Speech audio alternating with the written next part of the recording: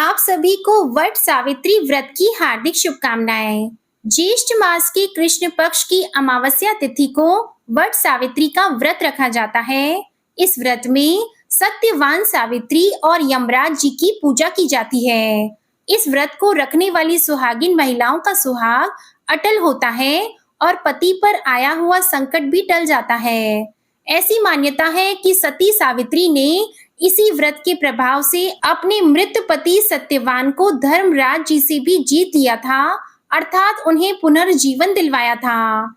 इस व्रत के 3 दिन पहले एक लकड़ी के पाटे पर लाल कपड़ा बिछाकर प्रतीक रूप में शुद्ध मिट्टी से देवी सावित्री, सत्यवान और भैंस पर विराजमान यमराज जी की प्रतिमा बनाकर स्थापित की जाती है।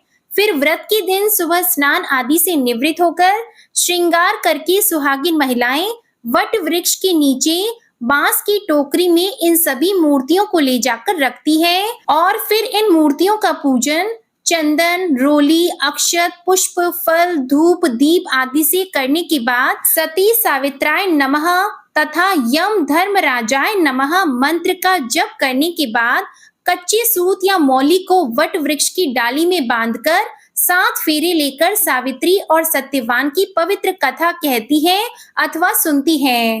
तो आज की इस वीडियो में मैं आपको सुनाने जा रही हूँ सत्यवान और सावित्री की पौराणिक कथा। जो भी भक्त इस कथा को सच्चे मन से सुने, भगवान की कृपा से उनके पति की आयु लंबी हो और उनके पति पर आए हुए सभी संकट सदा के लिए दूर हो जाए। पौराणिक कथा के अनुसार प्राचीन समय में मद्र देश में शाकल वंशी अशुपति नाम के एक राजा हुआ करते थे। उनका कोई भी पुत्र नहीं था। तब ब्राह्मण के निर्देश पर वे पुत्र कामना से सभी कामनाओं को पूर्ण करने वाली सावित्री देवी अर्थात गायत्री देवी की आराधना करने लगे। कुछ समय के बाद उनकी आराधना से प्रसन्न होकर देवी सावित्री ने राजा को दर्शन दिए। देवी ने कहा, राजन, तुम मेरे नित्य भक्त हो, इसलिए मैं तुम्हें कन्या प्रदान करूंगी। मेरी कृपा से तुम्हें सर्वांग सुंदरी कन्या की प्राप्ति होगी। ऐसा कहकर वह आकाश में बिजली की तरह अदृश्य हो गई। उस राजा की मालती नाम की पतिव्रता पत्नी थी। समय आने पर वह गर्भवती हुई और उसने सावित्री के समान रूप वाली एक कन्या को जन्म दिया। तब राजा ने ब्राह्मण से कहा कि तप के द्वारा आह्वान किए जाने पर माता सावित्री ने इसे मुझे दिया है और यह सावित्री जी के समान ही रूप वाली है, इसलिए इसका नाम भी सावित्री ही होगा।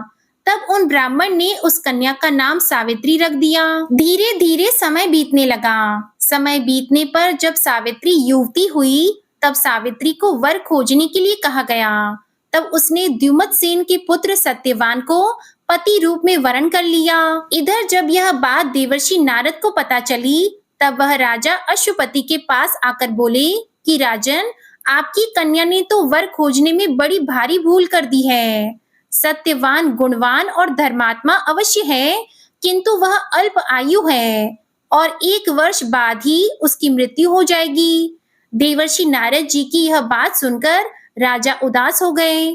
फिर उन्होंने अपनी पुत्री को बुलवाकर समझाया कि पुत्री, ऐसे अल्प आयु व्यक्ति से विवाह करना बिल्कुल भी उचित नहीं है, इसलिए तुम कोई और वर चुन लो। इस पर सावित्री बोली, तात, आर्य कन्या अपने पति का एक बार ही वरण करती है, अर्थात एक बार ही अपना वर चुनती है, इसलिए अब चाहे जो भी हो जाए मैं सत्यवान को ही वर रूप में स्वीकार करूंगी। देवी सावित्री के इस प्रकार अपने संकल्प पर अडिग रहने के कारण आखिरकार राजा अश्वपति को उनका विवाह करना पड़ा। विवाह का सारा सामान और कन्या को लेकर वृद्ध सचिव सहित राजा उस वन में गए जहां अपना राज्य और अपनी आंखों की रोशनी खो चुके राजा द्युमत सेन अपनी रानी और राजकुमार सहित एक वृक्ष के नीचे कुटिया बनाकर रहा करते थे। इस वन में विधि विधान पूर्वक सावित्री और सत्यवान का विवाह कर दिया गया। वन में रहते हुए अत्यंत कष्ट पाकर भी सावित्री अपने नेत्रहीन सास ससुर और पति की सेवा में लगी रहती। नारद जी के कहे अनुसार जब पति के मरण काल का समय पास आया तब पतिव्रता और धर्मपरायणा सावित्री ने अपने ससुर से आज्ञा लेकर त्रिरात्रि व्रत का अनुष्ठान किया। चौथे दिन आने पर जब सत्यवान ने लकड़ी, फूल और फल लाने के लिए जंगल की ओर प्रस्थान किया, तब सावित्री भी सास ससुर से आज्ञा लेकर दुखी मन से अपने पति के साथ उस भयंकर वन में चली गई। नारद जी के वचनों का ध्यान करके मन में अपार कष्ट रहने पर भी उसने अपने इस भय को पति के सामने उजागर नहीं होने दिया। पति का मन बदलने के लिए वह झूठ मूठ उसे वन के वृक्षों और पशु पक्षियों के बारे में पूछताछ करती रहती। शूरवीर सत्यवान उस भयंकर वन में विशाल वृक्षों, पक्षियों और पशुओं के दल को दिखला दिखलाकर थकी हुई और कमल के समान नेत्रों वाली राजकुमारी सावित्री को आश्वासन देते रहे। इस प्रकार से कुछ समय बीतने पर सत्यवान ने कहा, सावित्री, मैं फलों को एकत्रित कर चुका और तुम फूलों को चुन चुकी हो, लेकिन अभी ईंधन के लिए लकड़ी का तो कोई प्रबंध ही नहीं हुआ। इसलिए तुम इस वट वृक्ष की छाया में बैठकर थोड़ी देर प्रतीक्षा करते हुए विश्राम कर लो। सावित्री बोली, कांत, जैसा आप कहेंगे मैं वैसा ही करूंगी, लेकिन आप मेरी आंखों के सामने से दूर मत जाइएगा, क्योंकि मैं इस घने जंगल में डर रही हूँ। सावित्री के ऐसा कहने पर सत्यवान उसके सामने ही कुछ दूरी पर लकड़ियां काटने लगा। लकड़ियां काटते हुए अचानक सत्यवान के सर में पीड़ा हुई। पीड़ा से व्याकुल होकर अपनी पत्नी के पास आकर वे बोले, सावित्री, इस परिश्रम से तो मेरे सर में बहुत अधिक पीड़ा हो रही है। ऐसा लग रहा है जैसे मैं अंधकार में जा रहा हूँ। इस समय मैं तुम्हारी गोद में सर रखकर सोना चाहता हूँ। सावित्री से ऐसा कहकर सत्यवान उसकी गोद में सर रखकर सो गए। जब सत्यवान सो गए तब राजपुत्री सावित्री ने उस स्थान पर स्वयं धर्मराज जी को आते हुए देखा, जो नील कमल के समान श्याम वर्ण से सुशोभित और पीतांबर धारण किए हुए थे। उनके पीछे मृत्यु सहित काल भी था।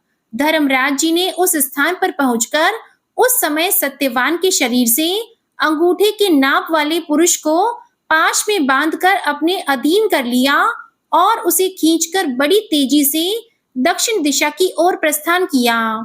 पति को प्राण रहित देखकर सावित्री जाते हुए धर्मराज जी के पीछे पीछे चलने लगी और कांपते हुए हृदय से अपने दोनों हाथ जोड़कर बोली, माता की भक्ति से इस लोक, पिता की भक्ति से मध्यम लोक और गुरु की भक्ति से ब्रह्म लोक की प्राप्ति होती है। जो इन तीनों का आदर करता है उसने तो सभी धर्म का पालन कर लिया। जिसने इन तीनों का आदर नहीं किया उसके तो किए हुए समस्त पुण्य कार्य भी निष्फल हो जाते हैं। पुरुष के सारे कर्म माता, पिता और गुरु इन्हीं तीनों में समाप्त हो जाते हैं। तब यमराज जी ने कहा, सावित्री, तुम हमसे जिस कामना को पूर्ण कराने के लिए आ रही हो उस कामना को छोड़ दो और यहीं से वापस लौट जाओ। सचमुच संसार में माता, पिता और गुरु की सेवा से बढ़कर कोई अन्य धर्म है ही नहीं। तुम्हारा पति गुरुजनों की पूजा में निष्ठा रखने वाला है, किंतु तुम्हारा इस प्रकार से मेरे पीछे पीछे आना मेरे काम में बाधा डाल रहा है, इसलिए तुम लौट जाओ। लेकिन सावित्री बोली, हे धर्मराज जी, स्त्रियों का पति ही देवता होता है, पति ही उसको शरण देने वाला होता है।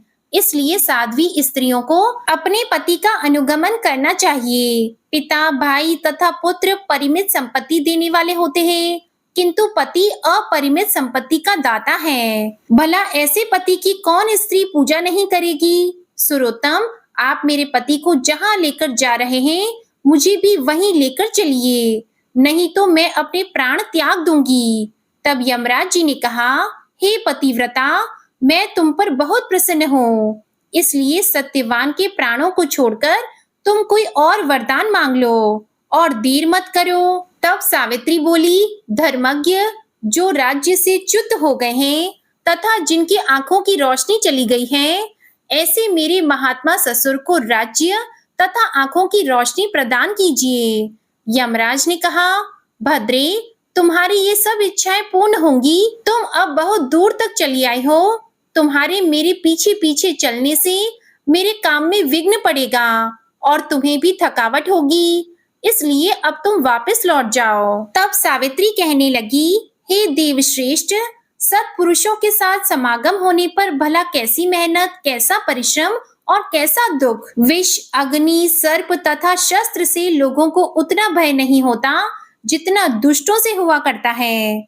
जिस प्रकार सत्पुरुष अपने प्राणों का त्याग करके भी परोपकार करते हैं, इस प्रकार दुर्जन भी अपने प्राणों का परित्याग कर दूसरों को कष्ट देने में तत्पर रहते हैं। यह जगत सत्पुरुषों द्वारा धारण किया जाता है और आप उन सत्पुरुषों के अग्रणी हैं।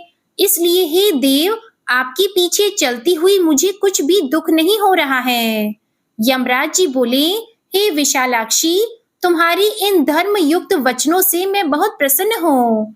इसलिए सत्यवान के प्राणों के अलावा दूसरा कोई और वर मांग लो और देर मत करो, यहीं से वापस लौट जाओ। अब की बार सावित्री बोली, मैं 100 सहोदर भाइयों की अभिलाषिनी हूँ। मेरे पिता पुत्रहीन हैं, इसलिए वे पुत्र लाभ से प्रसन्न हो। ये सुनकर यमराज ने सावित्री से कहा, सावित्री, तुम जैसे आई हो वैसे ही लौट जाओ और अपने पति के अंतिम क्रिया की व्यवस्था करो। अब यह दूसरे लोक में चला गया है, इसलिए तुम इसके पीछे पीछे नहीं चल सकती हो। क्योंकि तुम पतिव्रता हो, इसलिए 2 घड़ी तक और मेरे साथ चल सकती हो। भद्रे, सत्यवान ने गुरुजनों की सेवा करके महान पुण्य अर्जित किया है, इसलिए मैं स्वयं इसे लेकर जा रहा हूँ। सुंदरी, विद्वान पुरुष को माता, पिता और गुरु की सेवा में सदैव तत्पर रहना चाहिए। उनका कभी भी अपमान नहीं करना चाहिए। मनुष्य के जन्म के समय माता और पिता जो कष्ट सहन करते हैं, उसका ऋण सैकड़ों वर्षों में भी नहीं चुकाया जा सकता। इसलिए मनुष्य को माता, पिता तथा गुरु की सर्वदा प्रिय कार्य करना चाहिए, क्योंकि इन तीनों के संतुष्ट होने पर सभी तपस्या संपन्न हो जाती है। भद्रे, तुम्हारी कही सभी बातें पूर्ण होंगी। तुम्हारा काम पूरा हो गया, अब तुम लौट जाओ। जो तुम्हारा इस प्रकार से मेरे पीछे आने से मेरे कार्य में बाधा पड़ रही है और तुम्हें भी कष्ट हो रहा है, इसलिए मैं तुमसे बार बार ऐसा कह रहा हूँ। अब सावित्री कहने लगी, हे देवश्रेष्ठ, धर्मोपार्जन के कार्य में कैसी ग्लानि और कैसा कष्ट। देव, ज्ञानी व्यक्ति को सदैव धर्म उपार्जन करना चाहिए, क्योंकि उसका लाभ सभी लाभों से विशेष महत्वपूर्ण है। प्राणी को चाहिए कि कहीं भी जाए, पीछे अकेले धर्म ही जाता है। मित्र और भाई बंधु कोई साथ नहीं देता। इस संसार में और स्वर्ग में मनुष्य जितने भी प्रकार के उत्तम वस्तुओं और भोगों को प्राप्त करता है, वह उनके पुण्य कर्मों का ही फल होता है। इसकी प्राप्ति के उपाय हैं यज्ञ, तप, दान, इंद्रिय निग्रह, क्षमाशीलता, ब्रह्मचर्य, सत्य, तीर्थ की यात्रा, सत्संग, सेवा, गुरुजनों की सेवा तथा ब्राह्मणों की पूजा। इसलिए विद्वान पुरुषों को सदा धर्म आचरण करना चाहिए, क्योंकि मृत्यु इसकी प्रतीक्षा नहीं करती कि इसने अपना कार्य पूरा किया है या नहीं। प्राणी संसार में मृत्यु से सदैव भयभीत रहते हैं, किंतु पुण्यवान सत्पुरुष सदैव निर्भय होकर जीते हैं। सावित्री की ऐसी बातों को सुनकर यमराज जी फिर बोले, विशालाक्षी, तुम्हारी इन धर्म युक्त बातों से मैं बहुत संतुष्ट हूँ। इसलिए अब तुम सत्यवान के प्राणों के अलावा अन्य कोई और वर मांग लो और देर मत करो, वापस लौट जाओ। तो सावित्री कहने लगी, देव, अगर आप देना ही चाहते हैं तो मैं सत्यवान के 100 पुत्रों की माँ बनना चाहती हूँ, क्योंकि लोकों में पुत्रहीन की सद्गति नहीं होती। क्योंकि यमराज जी ने देखा कि सावित्री लगातार उनके पीछे पीछे चली आ रही है, इसलिए उन्होंने एक क्षण की भी देरी किए बिना कहा कि सावित्री, अब तुम शेष कामनाओं को छोड़कर वापस लौट जाओ और मैं तुम्हारी यह इच्छा अवश्य पूर्ण करूंगा। तब सावित्री ने कहा, धर्म अधर्म के विधान को भली भांति जानने वाले देव, आप ही जगत के स्वामी हैं, क्योंकि आप कर्मों के अनुरूप प्रजाओं का नियमन करते हैं, इसलिए यम नाम से पुकारे जाते हैं। क्योंकि आप धर्म पूर्वक सारी प्रजा को आनंदित करते हैं, इसलिए लोग आपको धर्मराज नाम से पुकारते हैं। मरने पर लोग अपने सत असत दोनों प्रकार के कर्मों को आगे रखकर आपके पास जाते हैं, इसलिए आप मृत्यु कहलाते हैं। सभी प्राणियों के क्षण, काल आदि से समय की आप गणना करते रहते हैं, इसलिए तत्वदर्शी लोग आपको काल नाम से पुकारते हैं। देवताओं में श्रेष्ठ हे धर्मराज जी, आपकी शरण में आई हुई मुझ दुखिया की रक्षा कीजिए और अभी अभी आपने मुझे सत्यवान के 100 पुत्रों की मां होने का आशीर्वाद प्रदान किया है और आप मेरे पति को लेकर जा रहे हैं। मैं पतिव्रता स्त्री हूँ। ऐसे में मैं अपने पति के बिना 100 पुत्रों की माँ कैसे बन सकती हूँ? तब यमराज जी बोले, हे धर्मज्ञ, मैं तुम्हारी स्तुति और भक्ति से संतुष्ट होकर मैंने तुम्हारे पति सत्यवान को मुक्त कर दिया है। अब तुम सफल मनोरथ होकर वापस लौट जाओ। यह सत्यवान तुम्हारे साथ 500 वर्षों तक राज्य सुख भोग कर अंत काल में स्वर्ग लोक जाएगा और सत्यवान तुम्हारे गर्भ से 100 पुत्रों को भी उत्पन्न करेगा। वे सब के सब देवताओं के समान तेजस्वी और क्षत्रिय राजा होंगे। ऐसा कहकर यमराज जी सत्यवान को छोड़कर काल तथा मृत्यु के साथ वहीं अदृश्य हो गए। इसके बाद पतिव्रता सावित्री वहां से जिस मार्ग से गई थी उसी मार्ग से लौटकर उस स्थान पर आई जहां सत्यवान का मृत शरीर पड़ा हुआ था। तब सावित्री पति के नजदीक जाकर उनके सिर को अपनी गोद में रखकर पहले की तरह बैठ गई। उस समय सूर्य देव अस्ताचल को जा रहे थे, अर्थात अस्त हो रहे थे। थोड़ी देर में सत्यवान ने अपनी आंखें खोली और उठकर बैठ गए। सत्यवान ने सावित्री से कहा, वह पुरुष कहाँ चला गया जो मुझे खींच कर लिए जा रहा था? यहाँ सोते सोते तो मेरा पूरा दिन बीत गया।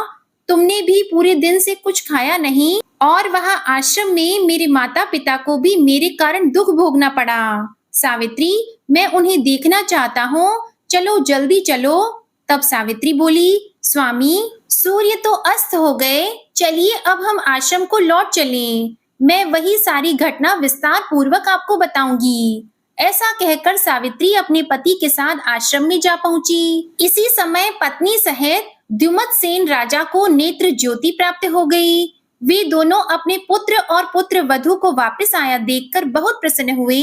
सावित्री और सत्यवान ने सपत्नी क्षत्रिय श्रेष्ठ राजा द्युमत्सेन को प्रणाम किया। पिता ने अपने पुत्र को गले लगा लिया। उसी समय आनंदित सावित्री ने जैसी घटना घटित हुई थी उसका वर्णन किया और इस रात को अपने व्रत को भी समाप्त किया। अगले दिन प्रातः काल राजा की सारी प्रजा सेना सहित ढोल नगाड़े बजाते हुए राजा को पुनः राज्य प्रदान करने के लिए निमंत्रण देने आई और यह सूचना दी कि राजन, नेत्रहीन होने के कारण जिस राजा ने आपके राज्य को छीन लिया था वे राजा मंत्रियों द्वारा मार डाला गया है। अब आप ही राजा हैं। यह सुनकर राजा द्युमत्सेन सेना के सहित वहां गए और धर्मराज जी की कृपा से पुनः अपने राज्य को प्राप्त कर लिया और समय आने पर सावित्री 100 पुत्रों की मां भी बनी। इस प्रकार पतिव्रता सावित्री ने अपने पितृ पक्ष और पति पक्ष दोनों का उद्धार किया और मृत्यु के पाश में बंधे हुए अपने पति को भी मुक्त कराया। इसलिए मनुष्यों को सदा साध्वी स्त्रियों की देवियों के समान पूजा करनी चाहिए, क्योंकि उनकी कृपा से ही ये तीनों लोग स्थित हैं। जो भी भक्त सत्यवान सावित्री की इस कथा को नित्य सुनता है वह सभी प्रयोजनों में सफलता प्राप्त करके सुख का अनुभव करता है, कभी भी दुख का भागी नहीं होता। और जो भी सुहागिन महिला इस कथा को प्रेम पूर्वक सुनती है उसके पति पर आया हुआ संकट काल टल जाता है और उसके पति की दीर्घ आयु होती है। बोलो धर्मराज जी की जय, सत्यवान सावित्री की जय। तो आइए जानते हैं साल 2024 में वट सावित्री का व्रत कब धारण किया जाएगा और इस दिन के शुभ और अशुभ मुहूर्त के बारे में।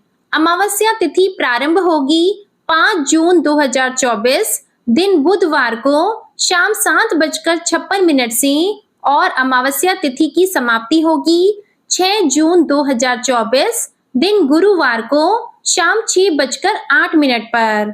तो वट सावित्री का जो व्रत धारण किया जाएगा वो 6 जून 2024 दिन गुरुवार को किया जाएगा। 6 जून को सूर्योदय का समय रहेगा सुबह 5:07। सूर्यास्त का समय रहेगा शाम 6:46। इस दिन चंद्रोदय का जो समय है वो सुबह 4:30 और चंद्रास्त का समय रहेगा शाम 6:52। इस दिन राहु काल का समय रहेगा दोपहर 1:39 से दोपहर 3:21 तक और राहु काल के समय के दौरान कोई भी शुभ कार्य या नया कार्य नहीं किया जाता। यह लाभप्रद नहीं होता, इस बात का विशेष ध्यान रखें। 6 जून को अभिजीत मुहूर्त का समय रहेगा सुबह 11:29 से दोपहर 12:23 तक। 6 जून को धृति योग रहेगा रात 10:09 तक, उसके बाद शूल योग रहेगा। इस दिन रोहिणी नक्षत्र रहेगा रात 8:16 तक, उसके बाद मृगशिरा नक्षत्र रहेगा। तो इस प्रकार 6 जून को वट सावित्री का व्रत रखा जाएगा, जो कि ज्येष्ठ अमावस्या तिथि होगी। और इस दिन वट वृक्ष में इन मंत्रों के द्वारा अर्घ प्रदान करना चाहिए। अर्घ का मंत्र है अवैधव्यम च सौभाग्यम देहि त्वं मम सुव्रते पुत्रान पौत्रांश्च सौख्यम च गृहाणार्घ्यम नमोस्तुते। वट वृक्ष की प्रार्थना का मंत्र है यथा शाखा प्रशाखा भी वृद्धो असि त्वं महितले तथा पुत्रैश्च पौत्रैश्च संपन्नम कुरु मां सदा। आशा करती हूँ ईश्वर की कृपा से आप सभी का वट सावित्री का व्रत सफल हो। और आपको ये वीडियो अगर पसंद आए तो वीडियो को लाइक जरूर कीजिएगा, शेयर कीजिएगा, कमेंट में धर्मराज जी, सावित्री और सत्यवान जी की जय लिखिएगा और हमारे चैनल को सब्सक्राइब करना बिल्कुल मत भूलिएगा।